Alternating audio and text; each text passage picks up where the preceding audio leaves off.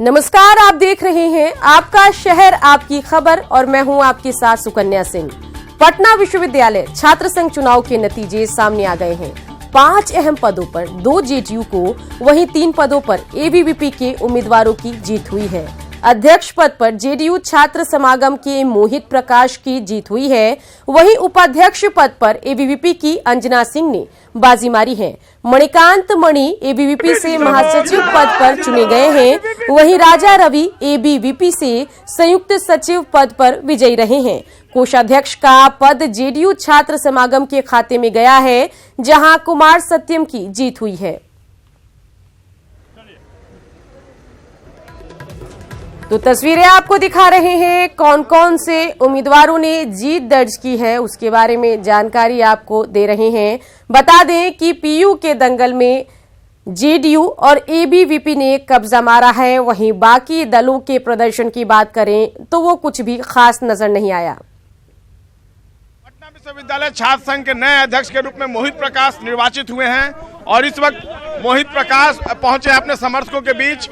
1200 से अधिक वोटों से जीते हैं मोहित प्रकाश और जाहिर सी बात है इस वक्त जश्न का माहौल है और जो वर्कर्स हैं जदयू के वो पहुंच गए हैं मोहित प्रकाश के पास और लगातार आप देख सकते हैं और मालाओं से उनका स्वागत हो रहा है। जो वर्कर्स हैं इतने उत्साहित हैं कि मोहित प्रकाश फिलहाल यहां से एक कदम भी आगे नहीं बढ़ा पा रहे हैं। जाहिर सी बात है जदयू ने आज इतिहास रच दिया है और ये जीत जो है उनके लिए एक बहुत बड़ी जीत है, कई मायनों में जीत है। जिस तरीके से जदयू और अखिल भारतीय विद्यार्थी परिषद के कार्यकर्ताओं के बीच टसल हुआ था, उनकी यह जीत कई मायनों में काफी महत्वपूर्ण है। इस वक्त मोहित प्रकाश मौजूद हैं, आइए उनसे बात करते हैं। मोहित प्रकाश अपनी इस जीत पर क्या कहना चाहते हैं? वही पहली प्रतिक्रिया, जीत पर 1200 से अधिक मतों से आपकी जीत हुई है। थोड़ा दूर देखिए, विद्यार्थियों ने हमें जो सम्मान दिया उसके लिए हम उनके सदा आभारी रहेंगे। काम करने का मौका मिला है, हमें काम करना है। बाकी विद्यार्थियों से आप जाकर क्या प्रायोरिटी आपने फिक्स किया? पटना विश्वविद्यालय को केंद्रीय विश्वविद्यालय बनाना मेरा प्रथम मुद्दा है। 90 के दशक में जो रिंग बस की सुविधा हुआ करती थी तमाम विद्यार्थियों के लिए, जो हर एक परिवार के आते हैं, मध्यम वर्गीय से लेकर के सभी प्रकार के विद्यार्थी हमारे विश्वविद्यालय में पढ़ते हैं, तो उन सबों के लिए रिंग बस की सुविधा उपलब्ध कराना पटना के हर एक लगभग मोहल्ले से मेरे प्राथमिकता होगी। और जितने भी पटना विश्वविद्यालय में लाइब्रेरी हैं या बाहर भी लाइब्रेरी हैं, जो कि माननीय सत्यपाल मलिक जी जब मेरठ छात्र संघ के अध्यक्ष हुआ करते थे, जो बिहार के पूर्व राज्यपाल रहे और वर्तमान में जम्मू कश्मीर के राज्यपाल हैं, जब वो मेरठ छात्र संघ के अध्यक्ष थे तो उनके कार्यकाल के दौरान जितने भी विद्यार्थी थे मेरठ छात्र संघ के, उनके लिए डिस्पेंसरीज में या फिर आपका दवाखाने में, लाइब्रेरीज में, पार्क में, सिनेमा घरों में विद्यार्थियों के लिए छूट पर टिकट उपलब्ध होती थी। तो ये 3 हमारे प्राथमिक मुद्दे हैं, हमें पहले इस पे काम करना है। अब मोहित प्रकाश साफ तौर पर कह रहे हैं कि इन्हें आशीर्वाद मिला है, मुख्यमंत्री जी ने जो काम किया है कहीं ना कहीं उसका भी फायदा ही नहीं मिला है। प्रशांत किशोर जी ने जिस तरीके से सहयोग दिया है उसके लिए भी ये कह रहे हैं कि उनका कहीं ना कहीं योगदान रहा इस पूरी जीत में। लेकिन सबसे बड़ी बात उन्होंने कही कि ये जीत उनकी नहीं है, उनके साथ जो जुड़े छात्र हैं उनकी ये जीत है। और उन्होंने अपनी प्रायोरिटी भी बता दी है कि किस तरीके से आगे छात्र संघ के अध्यक्ष के रूप में वो पटना विश्वविद्यालय में अपना योगदान देंगे। कैमरा पर्सन मनोज के साथ संजय कुमार, न्यूज 18 पटना। अध्यक्ष पद पर चुनाव में जीत के बाद जेडीयू में जश्न का माहौल है। छात्र जेडीयू के मोहित प्रकाश जीत के बाद समर्थकों के साथ उत्साहित नजर आए। छात्र जेडीयू के निर्वाचित अध्यक्ष से बात की हमारे संवाददाता संजय ने।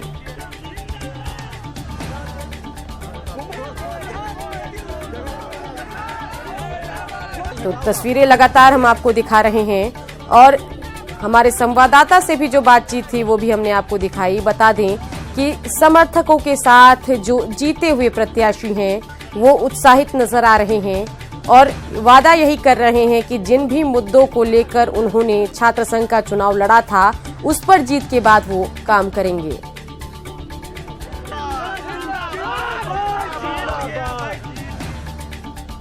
छात्र संघ चुनाव में एबीवीपी की अंजना सिंह उपाध्यक्ष निर्वाचित हुई हैं। उनसे बात की हमारे संवाददाता रजनीश ने।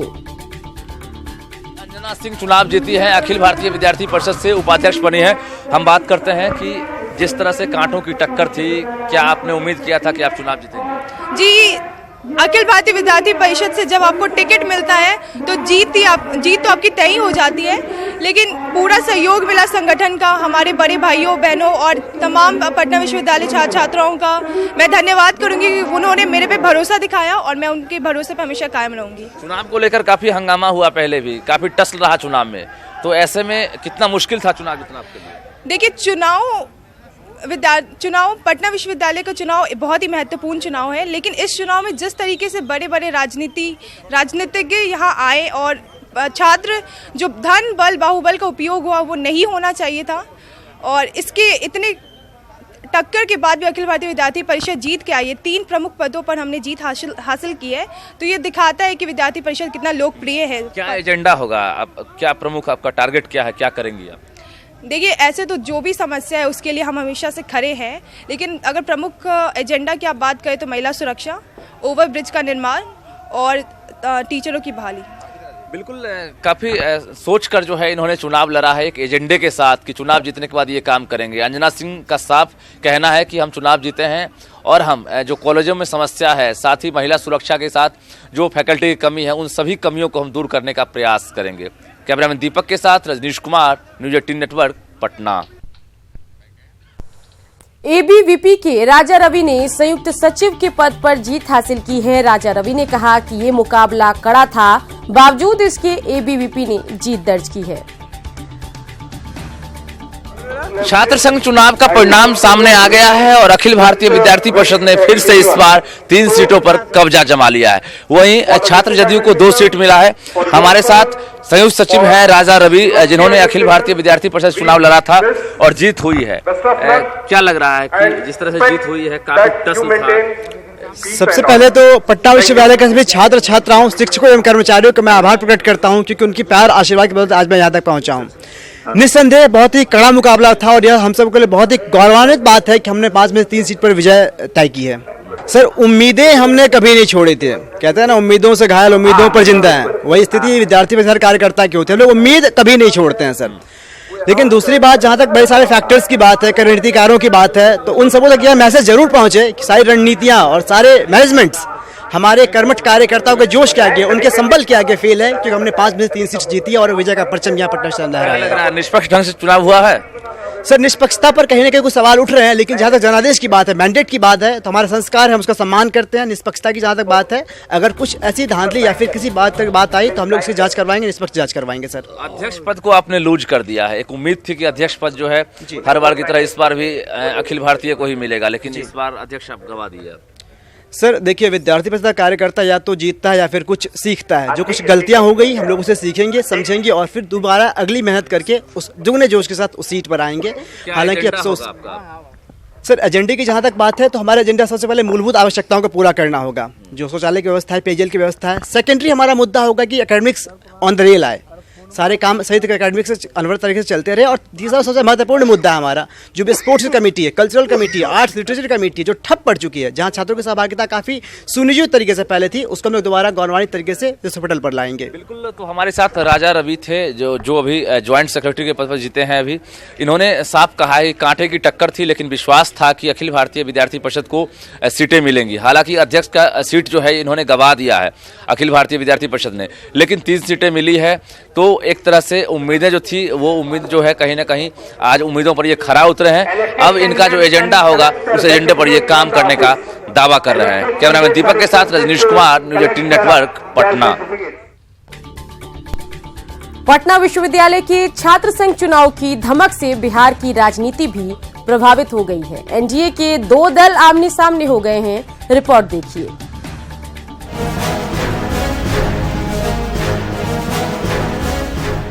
कहते हैं ना कि बच्चों की लड़ाई में बड़े कूद पड़े तो ये सियासी सेहत के लिए ठीक नहीं होता है। पटना विश्वविद्यालय छात्र संघ चुनाव में ठीक ऐसा ही हुआ है। पटना विश्वविद्यालय छात्र संघ चुनाव में बड़े नेता भी कूद पड़े। पहले तो प्रचार के दौरान जेडीयू और एबीवीपी के उम्मीदवारों में लड़ाई हो गई। फिर जेडीयू के राष्ट्रीय उपाध्यक्ष प्रशांत किशोर पीयू पहुंच गए। ऐसे में बीजेपी के नेता धरना प्रदर्शन करने लगे। इसके बाद दोनों दलों के नेताओं ने एक दूसरे पर जमकर जुबानी हमले बोले। बीजेपी नेताओं का कहना है कि उन्हें सीएम नीतीश से कोई शिकायत नहीं, शिकायत पीके से है, तो जेडीयू का कहना है कि चुनाव में लोकतांत्रिक तरीके से विरोध प्रदर्शन लाजमी है। छात्र अपने प्रतिनिधि चुनने के क्षमता है उनकी, इसको जिस प्रकार से प्रभावित करने का प्रयास किया गया, जिस प्रकार से पॉलिटिकल इंटरफेरेंस नजर आया, इसका भाजपा ने विरोध किया। कभी भाजपा इन विद्यार्थी परिषद के या छात्र संघ के चुनाव में इंटरेस्ट लेने का काम नहीं किया। इस बात को स्वीकार करने में कभी हिचकना नहीं चाहिए कि हर एक राजनीतिक दल का छात्र संगठन होता है। गौरवशाली पटना विश्वविद्यालय में लोकतांत्रिक तरीके से अगर चुनाव हो रहा है तो दल की भी भूमिका है, इससे कोई नकार नहीं सकता। अगर क्रिया हुई तो उसकी प्रतिक्रिया में दल के लोग भी शामिल हुए, इसलिए इसको स्वस्थ तरीके से मानना चाहिए। वहीं विपक्ष इसे सीधे सरकार की तरफ से साजिश मान रहा है। तेजस्वी यादव इस पूरे मामले में सीधे सीएम नीतीश कुमार पर हमला बोला है। जिस प्रकार से पैसा बिकवाना ये करना, खुद ही चुनाव लड़ लेते हैं, खुद अपने ही सिंबल पे चुनाव लड़ने लेते हैं, नीतीश जी क्या दिक्कत है। लेकिन इस तरह का काम जो गंदगी है, इसको हम लोगों को मिलकर के साफ करने की जरूरत है। नीतीश कुमार जी जहाँ से उन छात्रों का पॉलिटिकली आप कह सकते हैं या एक छात्र जीवन की राजनीति की शुरुआत हो रही है, वही गंदगी वो फैलाना चाह रहे हैं। अभी तक छात्र संघ चुनाव इतना हाई प्रोफाइल नहीं बना था। पीके का यूनिवर्सिटी परिसर जाना और बीजेपी नेताओं का धरना प्रदर्शन ने इस चुनाव को बड़ा बना दिया। ब्रिजम पांडे, न्यूज़ 18 पटना।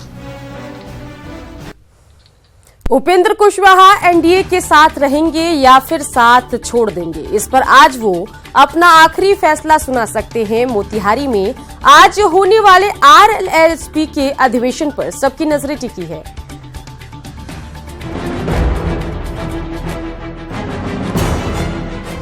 मोतिहारी में आयोजित आरएलएसपी के अधिवेशन पर सबकी नजरें टिकी है।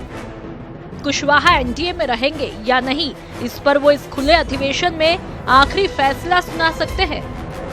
न्यूज़ 18 से खास बातचीत के दौरान कुशवाहा ने साफ कर दिया कि वो मई तक केंद्रीय कैबिनेट में रहेंगे, लेकिन सीट शेयरिंग के मुद्दे पर वो बीजेपी के किसी नेता से अब बात नहीं करेंगे। साथ ही कुशवाहा ने ये भी ऐलान कर दिया कि वो बिहार में नीतीश कुमार को उखाड़ फेंकने के लिए आंदोलन करेंगे। फैसला हमने किया कि नीतीश कुमार जी की सरकार को उखाड़ फेंकना जरूरी है, और ऐसा इसलिए कि 15 साल नीतीश जी लगभग पूरा कर रहे हैं राज करते हुए, जनता के सवालों का हल नहीं निकाल पाए जिसका उन्होंने वादा किया था। सुशासन का वादा किया, और 15 साल पहले जो लॉ एंड ऑर्डर का सिचुएशन था, आज उससे भी बदतर स्थिति में बिहार पहुंच गया। तो एनडीए में रह के एनडीए से बाहर जाकर एनडीए में हम हैं। नीतीश कुमार जी के साथ हमारा गठबंधन आज भी नहीं है, पहले भी नहीं था। हमारा गठबंधन भारतीय जनता पार्टी से, और वह भी केंद्रीय स्तर पे, देश के स्तर पर जो भारतीय जनता पार्टी का लीडरशिप है उससे, और लोक जनशक्ति पार्टी से हमारा गठबंधन है। जेडीयू से हमारा गठबंधन नहीं है। तो आप फिर से मुलाकात करने की कोशिश करेंगे प्रधानमंत्री जी से, वक्त मांगेंगे? नहीं, देखिए, सीट शेयरिंग को लेकर अब वक्त मांगने की बात अब नहीं है। हमने कोशिश की, वक्त नहीं मिला। कुशवाहा के बयान से साफ है कि उनके सब्र का बांध टूट रहा है। इससे पहले वाल्मीकि नगर में आरएलएसपी के चिंतन शिविर में कुशवाहा ने पार्टी के तमाम नेताओं के साथ मंथन किया है। चिंतन शिविर में पार्टी नेताओं ने आखिरी फैसला लेने के लिए कुशवाहा को अधिकृत किया है। हालांकि कुशवाहा अपनी अगली रणनीति को लेकर पत्ते नहीं खोल रहे हैं, लेकिन जिस तरह से वो नीतीश कुमार पर लगातार हमले बोल रहे हैं, उससे तो यही लग रहा है कि एनडीए से उनकी राहें जुदा हो चुकी है। जो राष्ट्रीय अधिवेशन जो चिंतन शिविर लगा हुआ है वाल्मीकि नगर में, वहीं से बात छन करके आएगी यहाँ पर, और पूरे हिंदुस्तान के लोगों का इस पर निगाह टिका हुआ है। चूँकि यहाँ से क्या होने वाला है, अब हमारे माननीय नेता और पूरे कार्यकर्ताओं, होल बिहार के कार्यकर्ता वहाँ पर जुटे हुए हैं। आरएलएसपी के मोतिहारी अधिवेशन को भव्य बनाने के लिए आरएलएसपी ने पूरी ताकत झोंक दी है। कार्यक्रम में बड़ी संख्या में नेताओं और कार्यकर्ताओं के आने की संभावना है। अब सबकी नजरें कुशवाहा के आखिरी ऐलान पर टिकी है। न्यूज़ 18 के लिए पटना से आनंद अमृतराज। मोतिहारी से मुकेश की रिपोर्ट। तो चलिए अब देखते हैं अयोध्या में विवाद से जुड़ी खबरें।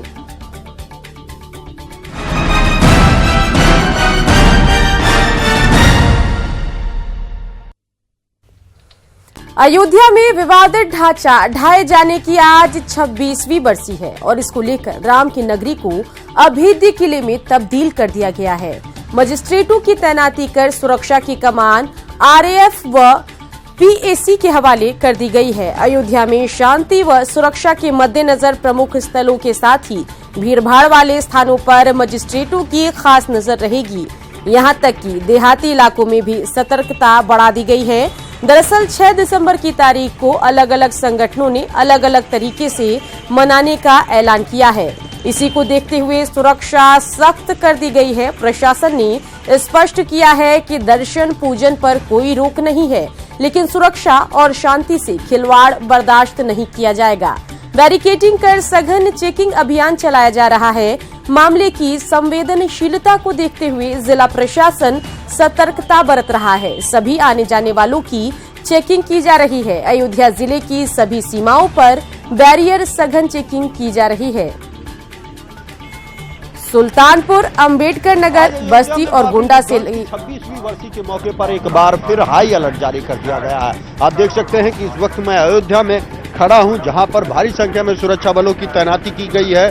शासन द्वारा 6 company PAC, 2 company RAF, 4 additional SP, 10 deputy SP, 10 inspector और 150 सब इंस्पेक्टरों के साथ 500 पुलिसकर्मियों की अतिरिक्त तैनाती की गई है, जिनके जरिए अयोध्या के हर प्रवेश द्वार पर चप्पे चप्पे पर नजर रखी जा रही है। जो लोग प्रवेश कर रहे हैं उनकी चेकिंग की जा रही है और अयोध्या में शांति व्यवस्था पूरी तरीके से बनी रहे, इसके पूरे पुख्ता इंतजाम किए गए हैं। क्योंकि आज के दिन जहां एक पक्ष द्वारा शौर्य दिवस के रूप में मनाया जाता है, तो दूसरा पक्ष यौम गम या काला दिवस मनाता है। ऐसे में अगर बात दूसरे पक्ष की करें तो फिलहाल सुबह के वक्त अयोध्या में पूरी तरीके से शांति कायम नजर आ रही है।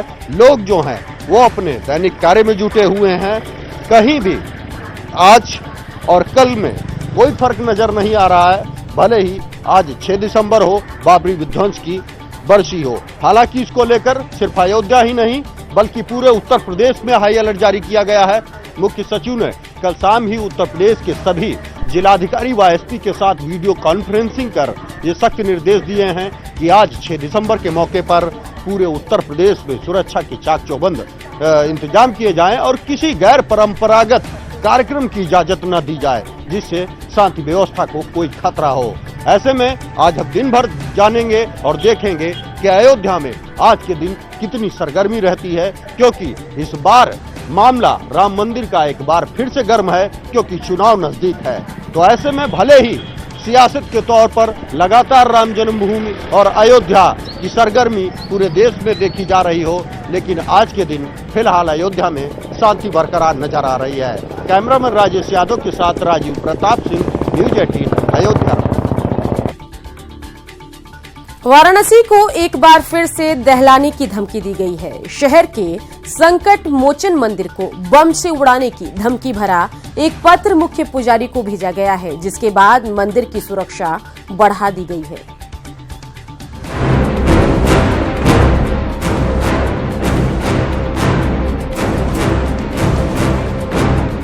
काशी के विश्व प्रसिद्ध संकट मोचन मंदिर के महंत को धमकी भरी चिट्ठी मिली है। चिट्ठी में वाराणसी में साल 2006 की तरह से धमाका कराने की धमकी दी गई। मंदिर के महंत प्रोफेसर विशंभर नाथ मिश्र के मुताबिक उन्होंने तुरंत इसकी जानकारी पुलिस को दे दी। तो वो पत्र मतलब उसमें कंटेंट यही था कि पहले के जो विस्फोट हुए हैं वो हम ही लोगों ने किया था, आगे भी करेंगे, कुछ इस तरह का था। तो हमें वो पत्र ठीक नहीं लगा। हमने तुरंत पुलिस से संपर्क किया और पुलिस को इन्फॉर्म किया उसी रात, और बाद में अगले दिन उसका जो ओरिजिनल प्रति था हमने पुलिस को हैंडओवर कर दिया। चिट्ठी की खास बात यह है कि इसमें 2 लोगों के नाम और मोबाइल नंबर भी लिखे हुए हैं। तो चिट्ठी मिली है, चिट्ठी के जरिए साल 2006 से बड़ा धमाका करने की धमकी दी गई है। ये चिट्ठी भेजने वाले ने अपना नाम जमादार मियां और अशोक यादव बताया है। दरअसल साल 2006 में वाराणसी में कई जगहों पर धमाके हुए थे, जिनमें कई लोगों की जान गई थी। धमकी की खबर मिलते ही पुलिस प्रशासन के कान खड़े हो गए। एडिशनल एसपी सिक्योरिटी से इसका मंदिर परिसर का जांच का पुनः आंकलन करें। तो पहले से ही एक सुदृढ़ व्यवस्था है, वहाँ पर चौकी भी है, वहाँ पर टाइम टू टाइम जो सुरक्षा के प्रबंध के कदम उठाए जाते हैं। सिर्फ पुलिस ही नहीं, प्रदेश सरकार भी इस धमकी को गंभीरता से ले रही है। कोई भी ऐसा प्रयास अगर होगा तो हमारा पुलिस प्रशासन उसका मुंह तोड़ जवाब देगा। संकट मोचन ही नहीं, काशी के दूसरे बड़े मंदिरों की सुरक्षा भी चुस्त दुरुस्त की जा रही है।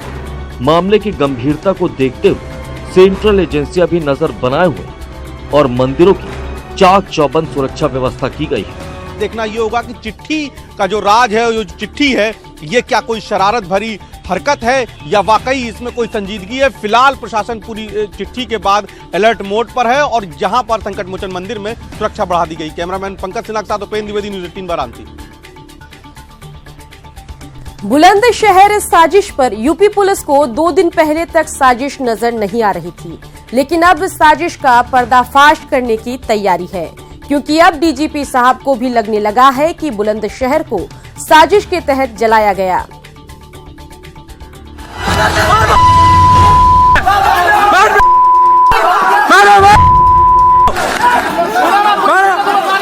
पुलिस वाला मत मारे भाई, इस वाला पुलिस वाला मत मारियो।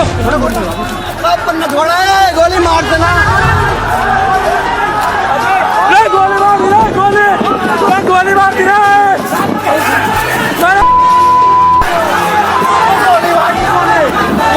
इसमें मार दी,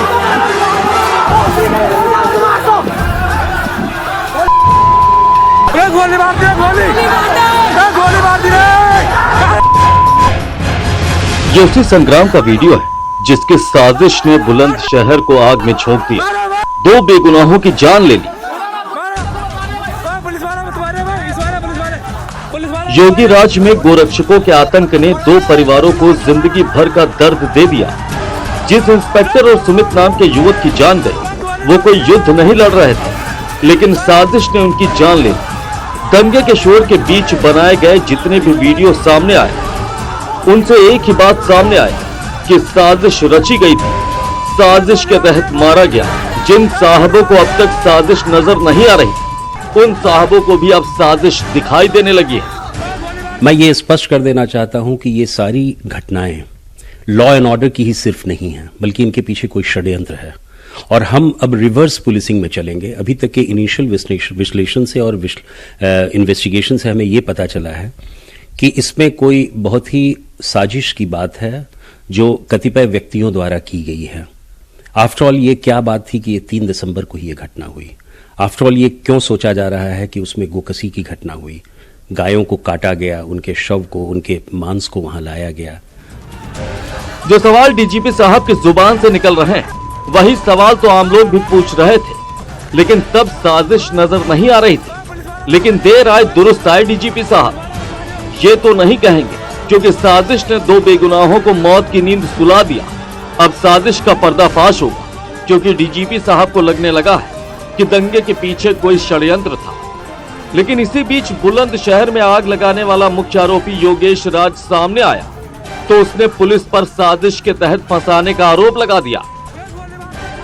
पुलिस मुझे इस प्रकार प्रस्तुत कर रही है कि जैसे कि मेरा कोई बहुत बड़ा आपराधिक इतिहास हो।